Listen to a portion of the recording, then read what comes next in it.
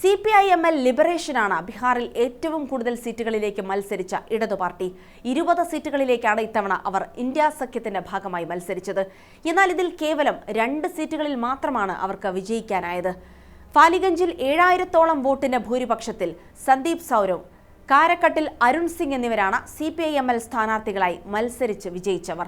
ചിലയിടങ്ങളിൽ വളരെ ചെറിയ വോട്ടുകൾക്കാണ് CPI-ML സ്ഥാനാർത്ഥികൾ പരാജയപ്പെട്ടത്. അഗിയോണിൽ ശിവപ്രകാശ് രഞ്ജൻ കേവലം 95 വോട്ടുകൾക്കാണ് പരാജയപ്പെട്ടത്. ബൽറാംപൂരിൽ CPI-ML 3-ാം സ്ഥാനത്തേക്ക് പിന്തള്ളപ്പെടുകയും ചെയ്തു. ഇവിടെ 2-ാം സ്ഥാനത്തെത്തിയത് മജ്ലിസ് പാർട്ടിയുടെ സ്ഥാനാർത്ഥിയാണ്.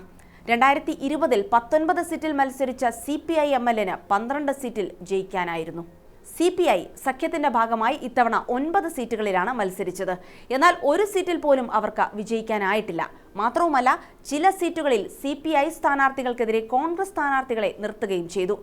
CPIയും കോൺഗ്രസും പരസ്പരം മത്സരിച്ച ഇടങ്ങളിലെല്ലാം BJPയോ JDUവോ വിജയിക്കുകയും ചെയ്തിട്ടുണ്ട്. ബച്ചൌരിയിൽ 12,000-ത്തിലധികം വോട്ടുകൾക്കാണ് BJP വിജയിച്ചത്. ഇവിടെ റിബലായി നിന്ന കോൺഗ്രസ് സ്ഥാനാർത്ഥിയാണ് 2-ാം സ്ഥാനത്തെത്തിയത്. 3-ാം സ്ഥാനത്തുള്ള CPI സ്ഥാനാർത്ഥിക്ക് 20,000-ത്തിലധികം വോട്ടുകൾ ലഭിക്കുകയും ചെയ്തു. ഈ സീറ്റിൽ കോൺഗ്രസും CPIയും തമ്മിൽ അനുനയത്തിലെത്തിയിരുന്നുവെങ്കിൽ ഇവിടെ BJP വിജയിക്കില്ലായിരുന്നു. 2020-ൽ CPI 6 സീറ്റിൽ മത്സരിക്കുകയും 2 സീറ്റിൽ വിജയിക്കുകയും ചെയ്തിരുന്നു. CPIM 4 സീറ്റുകളിലാണ് ഇന്ത്യ സഖ്യത്തിന്റെ ഭാഗമായി മത്സരിച്ചത്.